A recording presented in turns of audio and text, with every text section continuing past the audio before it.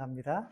자, 오늘부터는 이제 복음에 대한 말씀이 시리즈로 나갑니다. 이제 순서상으로 보면 복음에 대한 시리즈가 돼요. 사실 준비하면서 없잖아 좀 힘든 면이 있습니다. 왜냐하면 계속 죄에 대한 이야기를 해야 되기 때문입니다. 죄에 대한 이야기를 하는 걸 사실 좋아하는 사람은 그렇게 많지 않죠. 그러나 복음을 설명하기 위해서는 죄에 대한 이야기를 해야 되고 또 죄에 대해서 깊이 이해하고 깨닫게 되면 이 복음의 위대함, 하나님 은혜의 위대함을 동시에 깨닫게 되기 때문에 앞으로 시리즈로 나아갈 때 이 복음 시리즈는 굉장히 큰 의미를 담고 있다고 생각합니다. 여러분은 복음을 어떻게 생각합니까? 복음. 듣고 싶은 이야기입니까? 아니면 식상한 이야기입니까? 아니면 복음보다 더 관심이 많은 것들이 많이 있을까요? 복음은 유앙겔리온이라고 해서 기쁜 소식을 이야기하죠. 유앙겔리온, 기쁜 소식. 원래 의미는 로마 시대에 전쟁에서 승리했을 때에 메신저가 이 유앙겔리온을 선포했습니다. 우리가 적에게서 승리했습니다. 전쟁에서 승리했습니다. 야만족을 물리쳤습니다. 어마어마한 전리품을 거두고 개선하고 있습니다. 이게 유앙겔리온이었어요. 복음이 이와 같은 의미를 갖고 있습니다. 우리에게는 죄에 대한 하나님의 승리요, 지옥의 문을 닫고 천국 문을 여는 승리의 소식이 바로 이 복음이죠. 보통 우리나라 팀이 만약에 월드컵 결승전에 올라갔으면 우리는 승리의 소식에 촉각을 곤두세우겠죠. 아마 그날은 잠을 못 잘 겁니다. 이겼냐, 졌냐. 대학 입학시험, 저희 때는 학력고사였어요. 시험을 치고 난 다음에 합격자 발표, 우리는 그때 대자보가 붙었습니다. 학교에 가서 직접 확인을 해야만 했습니다. 박선생님도 몰라요. 대자보가 붙어가지고 그 학교에 직접 가서 확인했습니다. 혹시 내 이름이 있을까? 아, 그랬어요? 요즘은 이들 온라인으로 다 확인하죠. 긴장하면 열람에 볼 거예요. 최대의 관심사요, 기쁜 소식이기 때문입니다. 복음도 그런가요? 최고의 기쁜 소식인가요? 어제 손님 차를 운전하면서 나누는 대화를 들었습니다. 좋은 차였어요. 흔히 독3사라고 이야기하죠. 그리고 그분들이 사는 아파트는 범어동에, 제일 비싼 동네죠. 아주 큰 새 아파트였어요. 대화 내용을 보니까 학회를 여러 번 언급했습니다. 학회. 여러 번 언급하는 것으로 보아 지성인 엘리트였던 걸로 보여요. 그런데 그분들이 남부러울 것 없어 보이는 그분들이 누군가를 굉장히 부러워하는 거예요. 그 자리에 없는. 누군가를 굉장히 부러워하는데 학회에서 자주 만나는 여성이었습니다. 근데 그 여성이 경품에 참여했는데 에어팟이 당첨됐다는 거예요. 경품으로. 엄청나게 부러워하는 거예요. 야, 나 걔 너무 부럽다. 어떻게 그렇게 당첨되는지 모르겠다. 나는 그런 거 안 되는데. 참고로 저도 에어팟이 있습니다. 프로도 있어요. 근데 생각하면서 이제, 이 사람들이 공짜를 정말로 좋아하는구나. 이렇게 많이 가지고 많이 배운 사람도 공짜 좋아하는 것은 똑같네. 라는 생각을 하게 됐습니다. 복음도 경품이나 혹은 복권, 비슷한 면이 있습니다. 비슷한 면이. 첫 번째, 내 노력의 대가가 아니에요. 복음은 내 노력의 대가로 주어지는 것이 아니라 사실은 공짜죠. 왜냐? 너무 비싸기 때문에. 너무 비싸기 때문에. 그래서 대가 없이 주어지는 선물입니다. 그 대가는 내가 치는 게 아니죠. 누가 치루었습니까? 그렇지. 행복합니다. 예수님께서 대신 대가를 치르셨기 때문에 값없이 주어지는 것이죠. 이런 면에서 대가가 없다는 면에서 닮은 점이 있어요. 두 번째, 예외가 없습니다. 모두가 그 자리에 있으면 모두가 참여 가능합니다. 복음도 그런 면이 있죠. 23절 말씀 한번 볼까요? 23절 같이 읽습니다. 시작. 모든 사람이 죄를 범하였음에 하나님의 영광에 이르지 못하더니 모든 사람, 복음도 모든 사람에게 저는 해당된다고 믿어요. 모든 사람이 이 현장에 해당되는 참여한 사람이라고 생각합니다. 모든 사람이 죄를 범하였으며, 자, 모두가 이 복음을 들어야 될 대상, 죄인이라고 이야기합니다. 모두가 죄인. 여러분 동의하시나요? 모두가 죄인이다. 동의하시나요? 하나님의 말씀이죠. 그런데 여러분 생각해 봅시다. 갓 태어난 어린아이에게도 이것이 해당될까요? 갓 아이에게도. 걔가 무슨 죄를 지어서? 이 부분을 놓고 유대교인과 천주교인 사이에 의견이 갈립니다. 갓난아이, 예를 들어 출산을 앞둔 산모가 위험해요.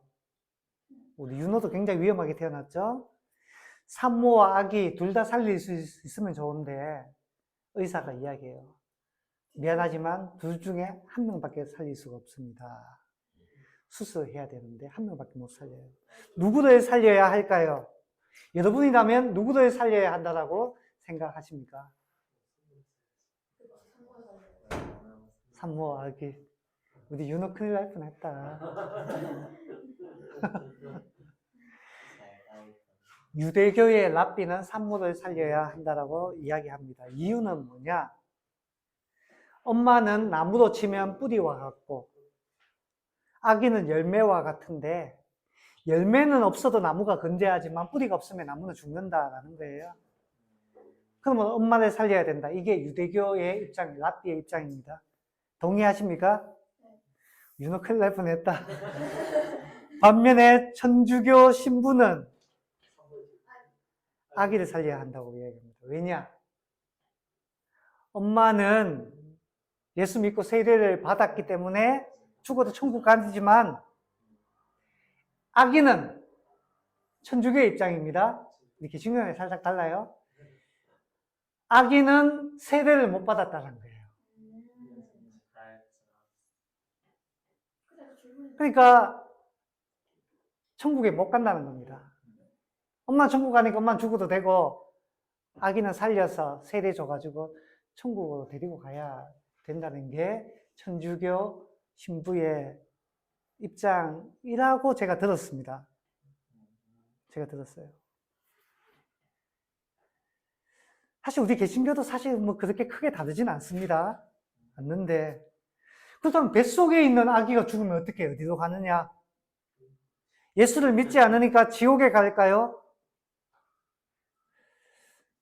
원죄를 이야기하면 믿지 않는 부모들은 굉장히 싫어합니다. 굉장히 싫어해요.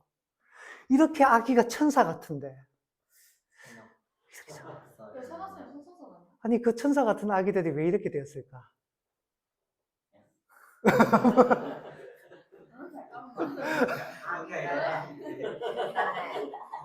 그 천사 같은 아기들이.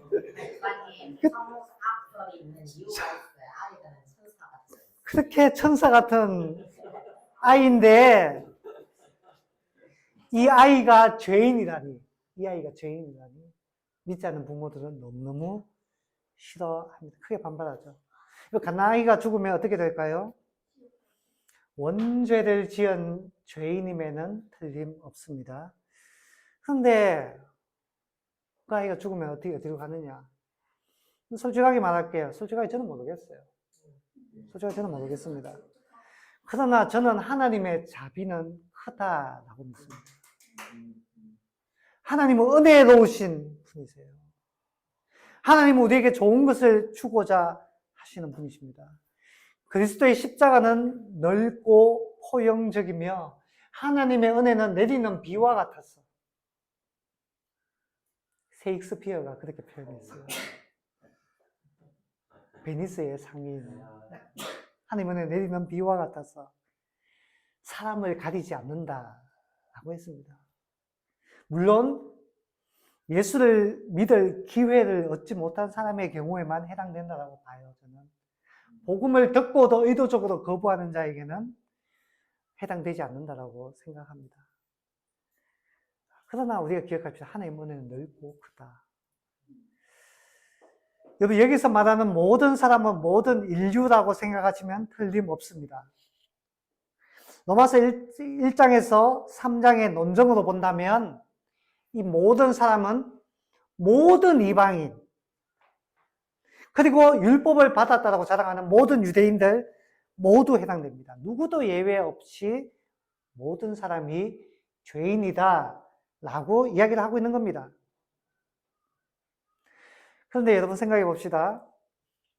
다시 경품으로 돌아가서 부유한 사람이 경품에서 탈락되면 에이, 아쉬워라. 아쉬워할 수는 있을 거예요. 그러나 그것이 그에게 크게 영향을 끼치지는 않습니다. 그런데 만약에 생각해 봅시다. 오늘 저녁 끼니를 걱정해야 되고 집안 곳곳에 빨간 딱지가 붙어 있고, 빨간 딱지가 뭔지 아세요? 자기 물건의 압류입니다. 궁지에 몰린 사람이 경품에 당첨된다면 스파크 같은 자동차에 다 당첨된다면 그 기쁨은 어마어마할 것입니다. 여러분, 잘 사는 사람들에게 복권은 여흥거리지만 절박한 사람에게 이 복권은 하늘의 선물이 될 수도 있는 거예요. 여러분, 우리에게 복음이라는 것이 가치 있게 다가오려면 우리의 비참한 상태를 절실하게 깨닫는 것입니다. 우리의 비참한 상태.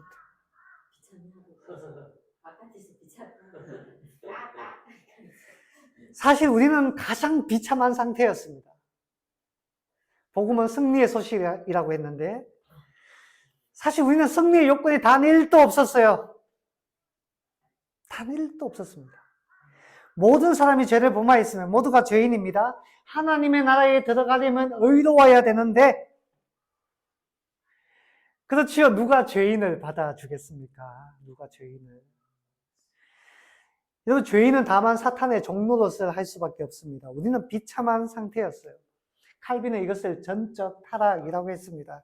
하나님 앞에서 선한 것이 하나도 없는 상태, 그리고 하나님을 만족시킬 만한 그 어떤 것도 할 수 없는 전적 무능력 상태라고 했습니다. 우리는 비참한 상태였어요. 그것을 23절은 이렇게 표현했습니다. 23절 한 번 더 볼까요? 모든 사람이 죄를 범하였음에 어떻다고요? 하나님의 영광에 이르지 못하더니. 하나님의 영광에 이르지 못하더니. 그래서 하나님의 영광이나 예수 그리스도의 형상 혹은 영광이라고 볼 수 있는데 원래 우리는 하나님의 주님을 닮은 존재로 만들어졌지만 그것을 잃어버렸습니다. 상실해버렸어요. 죄인이기에 아무도 주님처럼 될 수 없습니다. 하나님의 영광은 너무 멀리 있어요. 닿을 수가 없습니다. 천국은 우리 죄인들의 입장에서는 너무 멀어요. 우리 모두가 비참한 상태입니다. 그런데 이렇게 이야기하면 꼭 이렇게 말하는 사람들이 있어요. 그래, 죄인인 건 알겠는데 그래도 제가 쟤보다는 낫잖아요. 저 사람보다는 그래도 좀 더 가까이 있잖아요 라고 비교하기를 좋아하는 사람들이 꼭 있어요. 우리 반에 못된 녀석이 있는데 맨날 애먹이는 못된 녀석이 있는데 걔가 타락한 죄인이라는 건 알겠는데 나는 그 정도는 아니잖아요. 그래도 걔보다 낫잖아요. 난 누군가를 때린 적도 없고 있을 거예요. 거짓말한 적도 없고 있을 겁니다. 남을 속인 적도 없고 있어요. 착하게 살았어요. 나도 나쁜 부분이 조금은 있겠지만 그래도 꽤 괜찮은 사람이라고요. 우리 보고 죄인이라고 말하면 그렇게 항변하는 사람들이 많습니다. 그래도 나는 괜찮은 사람인데 완벽하진 않아도. 그런데요. 근데 왜? 여러분, 중요한 것은 우리의 기준이 아니라 하나님의 기준입니다. 하나님의 기준. 그렇죠? 하나님은 100점을 원하세요. 100점을. 제가 또 이야기를 해야겠네요. 서울대에 들어가려면 100점을 맞아야 됩니다. 100점을 배웠어야 돼. 우리 아들 이야기 또 해야겠는데, 우리 아이들이 아주 어렸을 때에 서울대에 탐방을 간 적이 있어요. 꿈을 키워줘야겠다 싶어서. 얼마나 좋은 학교예요. 그래서 우리 큰아들이 초등학교 1학년 때였어요. 큰아들이 초등학교 1학년 때였는데, 아들을 보고, 아들아, 아빠는 네가 이 좋은 학교에 들어가면 좋겠구나 라고 하니까 아들이 기특하게도 아빠가 원하신다면 그렇게 할게요. 그러면서 묻는 거예요. 한마디 더 하는 거예요. 아빠, 어떻게 하면 돼요? 얼마나 기뻐요. 아빠, 어떻게 하면 돼요? 버스 타고 갔는데 그래서 제가 이야기했죠. 아들아, 시험 칠 때마다 100점 맞으면 들어갈 수 있답니다. 갑자기 아들 얼굴이 심각해지더니 아빠, 이 좋은 것 저만 하면 어떡해요? 동생에게 양보할게요. 동생도 야, 이 좋은 것을 양보하다니 얼마나 좋은 아들이에요.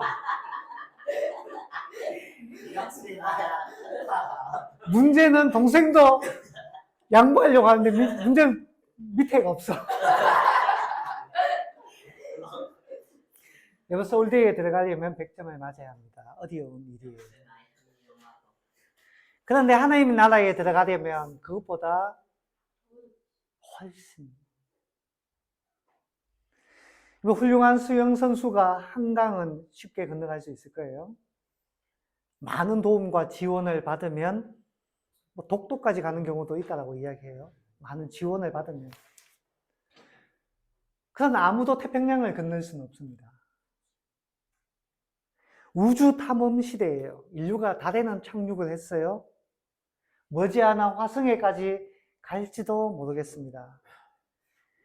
그러나 우리의 기술, 우리의 힘으로 저 하늘에 보이는 반짝이는 저 별까지 갈 수는 없습니다. 하나님의 나라에 우리의 힘으로 들어갈 수는 없어요. 하나님의 나라는 훨씬 더 많은 것을 요구하고, 반면에 우리는 연약한 인간입니다. 죄인이에요. 누구도 하나님을 만족시킬 수 없어요. 그 기준을 충족할 수가 없습니다.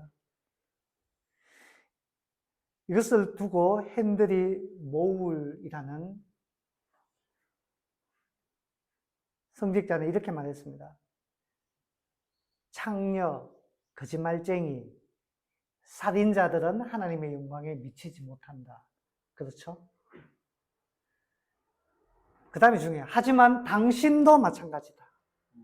당신도 마찬가지다. 그 악인들은 저 갱도 맨 밑바닥에 있고 당신은 산 꼭대기에 있을지 모른다. 그렇지만 당신이나 그들이나 저 하늘의 별에 손이 닿지는 않는다.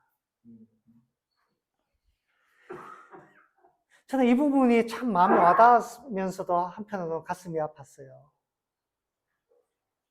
비참한 마음이 들었습니다.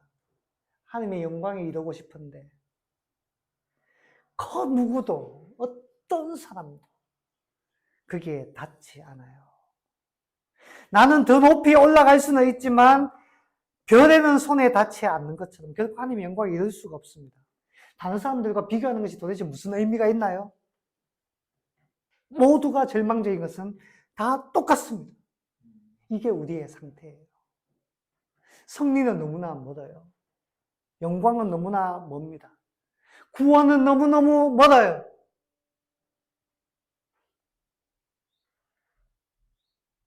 근데 여러분, 복음은 기쁜 소식이잖아요. 기쁜 소식이잖아요. 한 줄기 서광이 쫙 비치는데, 반전이 쫙 일어나는데, 인생의 묘미는 반전에 있다라고 이야기하죠. 바울은 그것을 이렇게 표현합니다. 우리 21절 말씀을 같이 한번 볼까요? 21절 같이 읽습니다. 21절 시작. 이제는 율법 외에 하나님의 한 의가 나타났으니 율법과 선지자들에게 증거를 받은 것이라. 아멘. 뭐라고 합니까? 이제는 여러분, 저는 이제는이라는 이 말이 얼마나 강력한 언어로 다가왔는지 모릅니다. 율법과는 다른 하나님의 의가 나타났는데 그것은 시커멓게 낀 하늘에 낀 그 먹장 구름을 찢어내고 비치는 한 줄기 서광과도 같은 것이었습니다. 하나님의 의가 나타났다. 이 의의 특징에 대해서 다음과 같이 말하는데 이 복음의 특징입니다. 한번 여러분들 기억해 보세요. 자, 21절을 보면 이 복음의 특징은 뭐냐? 율법과 선지자들에게 증거를 받은 것이다. 어느 날 갑자기 짠 하고 나타난 게 아니고 어느 날 갑자기 규칙이 바뀌었다. 규칙이 바뀌었습니다. 새로운 법을 선포합니다. 가 아니고 예고되었던 것입니다. 예고되었다. 구약에서부터 예고되었다. 저는 하나님께서 미리 예고하신 것을 이루셨다는 측면에서 하나님의 신실하심을 발견하게 됩니다. 두 번째, 22절을 보니 믿음으로 얻게 된다라고 합니다. 믿음으로 얻게 된다. 행위가 아니에요. 행위는 인간의 공로를 말합니다. 그러나 믿음은 뭐죠? 선물을 받아들이는 것. 그게 믿음입니다. 예수를 바라보는 것이고 그분의 선물을 받는 것이고 그분께서 주시는 생명수를 마시는 것. 우리의 행위가 아닙니다. 세 번째, 24절. 24절 같이 한번 읽어볼까요? 24절 말씀입니다. 시작. 그리스도 예수 안에 있는 속량으로 말미암아 하나님의 은혜로 값없이 의롭다 하심을 얻는 자 되었느니라. 아멘. 자, 속량하는 것이다 라고 말합니다. 속량. 속량이 무슨 뜻이죠?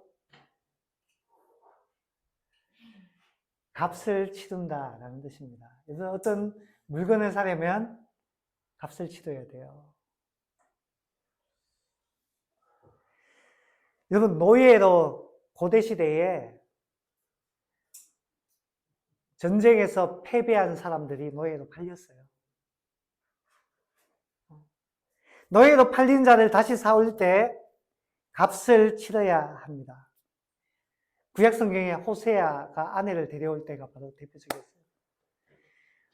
어떻게 뭐 이런 아내를 만났을까 미안한데 저는 행복합니다. 그러지 않아서. 박사님도 행복하시죠? 아멘. 사모님께 보내겠습니다, 제가. 자, 아내가 남편을 떠나서 뭐 어떤 명품을 그렇게 사재끼는지 잘 모르겠는데 너무너무 빚을 진 것 같아요. 그래서 그 빚을 갚으려고 하는 게 자기 몸을 팔아야 돼. 몸을 팔아야 돼. 과소비가 이렇게 무서운 겁니다. 몸을. 근데 남편이 아내를 사랑하는 거예요. 하나님께서 사오라. 다시 아내를 데리고 오라. 그러니까 남편이 돈을 두둑하게 아내의 몸값을 챙겨가지고 값을 치르고 아내를 다시 사옵니다. 여러분, 감옥에 갇힌 자 빼내주려면 보석금이라는 게 있어요. 보석을 신청할 때도 값을 치르고 꺼내옵니다. 하나님의 의는 값을 치르고 우리를 죄의 노예에서 구해주는 겁니다. 우리가 그 값을 치를 수가 없어요. 주님이 대신 치루어 주시는 겁니다. 그것을 은혜라고 말합니다. 하나님께서 치루신 거예요. 받을 자격이 없는 자에게 거저 주시는 겁니다. 그것을 테텔레스타이, 다 이루었다. 내가 다 해냈다. 내가 값을 다 지불했다. 라고. 그러니까 너는 더 이상 노예가 아니고 사탄의 종이 아니고 나의 것이니 내게로 오라. 라고 주님께서 우리에게 말씀하시는 겁니다. 자, 그리고 다섯 번째.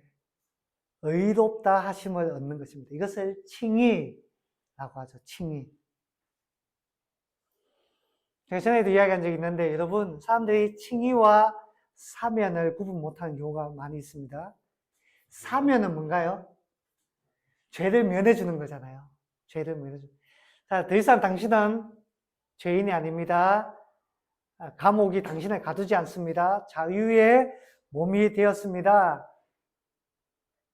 두 죄를 면해주는 거예요. 그러니까 자유니까 마음대로 가십시오. 그게 사면입니다. 잘 들으세요. 사면은 가도 됩니다. 처벌이 면제되었습니다.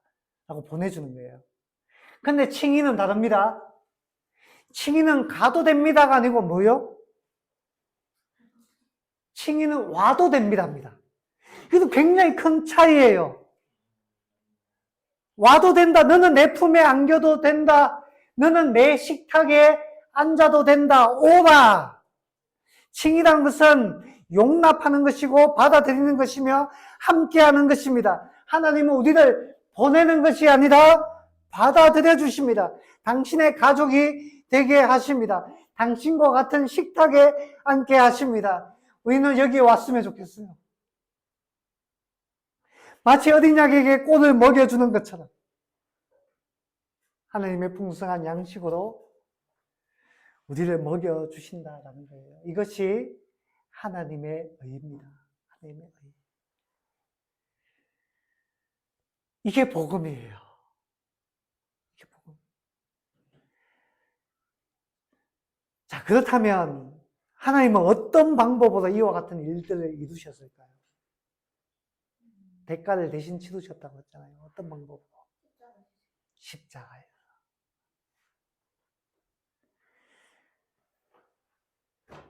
제가 전에 수요 예배 때 나누었던 이야기인데, 과거 인도에서 한 1년, 한 2년쯤 됐나? 2년까지 안 됐겠네요. 있었던 일입니다.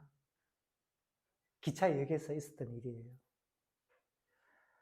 한 사람을 구한 어떤 시민의 영웅적인 기사가 올라왔습니다. 어머니와 소년이 기차를 기다리고 있었던 것 같아요. 근데 그것은 이제 그 기차가 서는 역이 아니었어요.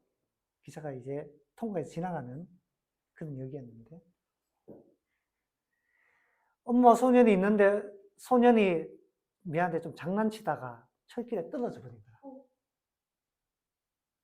근데 여기는 서는 역이 아니라고 했죠. 그래서 기차가 달려오고 있는 거야. 소년이 작아가지고 떨어졌는데 못 올라오는 거예요. 근데 그게 CCTV도 찍혔는데 엄마가 빨리 끌어올려줘야 되는데 엄마가 바닥에서 주저앉아가지고 바닥만 두들기고 있는 거다. 바닥만 두들기고. 고래고래 기차 소리 들리죠? 소년은 떨어졌죠? 엄마는 바닥만 두들기고 맹인.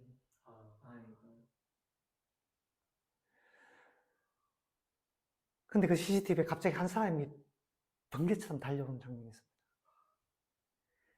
한 사람이 달려와가지고 철길로 뛰어들더니 그 소년을 들어서 던지고 아슬아슬하게 자기도 그 철길에 빠져나왔어요. 이게 뉴스에 나왔습니다. 저는 이 설교 그 남자가 생각났어요.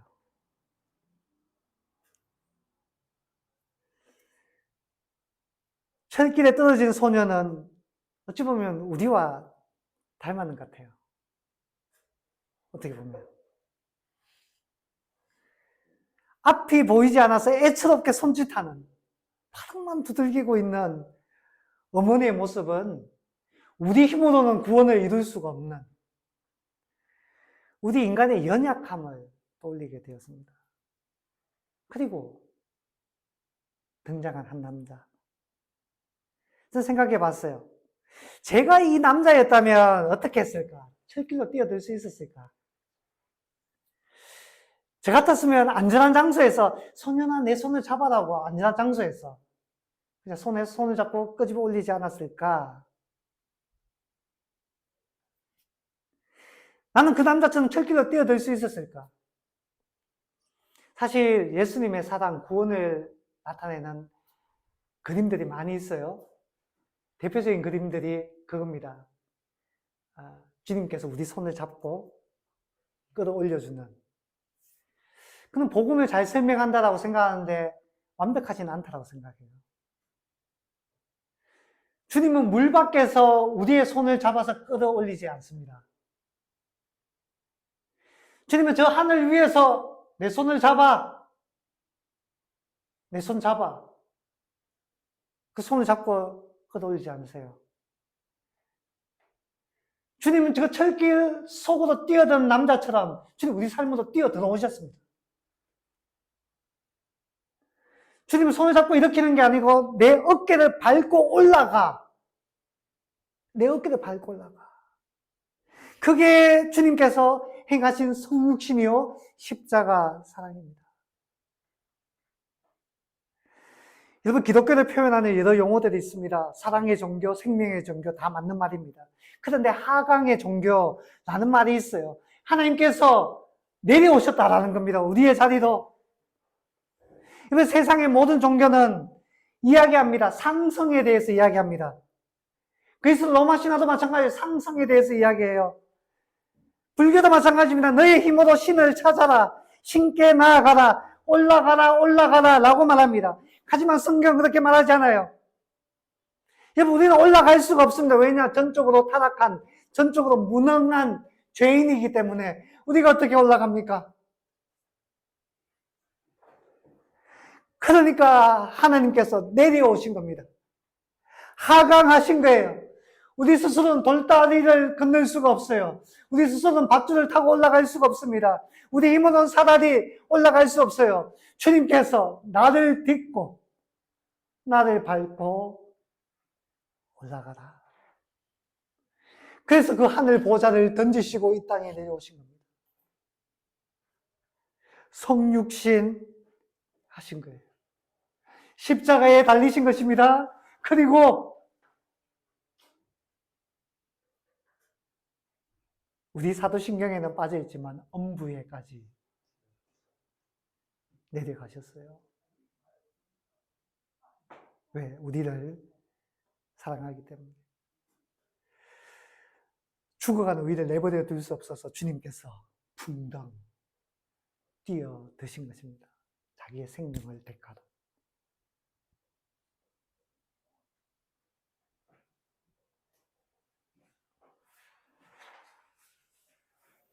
사랑하는 여러분, 이 은혜를 누리는 방법은 22절에 잘 나와 있습니다.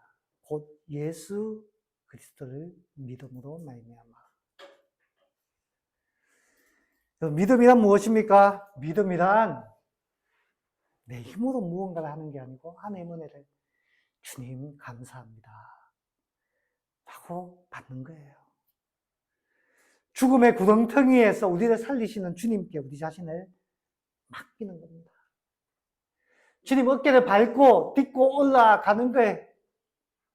붙드시는 주님의 손을 꽉 붙잡는 겁니다. 사랑하는 여러분, 우리 주님을 바라볼 수 있기를 바랍니다. 주님을 붙잡을 수 있기를 바랍니다. 그것을 누리는 방법은 오직 믿음입니다. 오직 믿음만 말미암아 죄인된 우리가 하나님의 은혜를 누리게 되는 줄 믿습니다. 그 은혜를 누리는 저와 여러분 될 수 있기를 주님의 이름으로 간절히 소망합니다.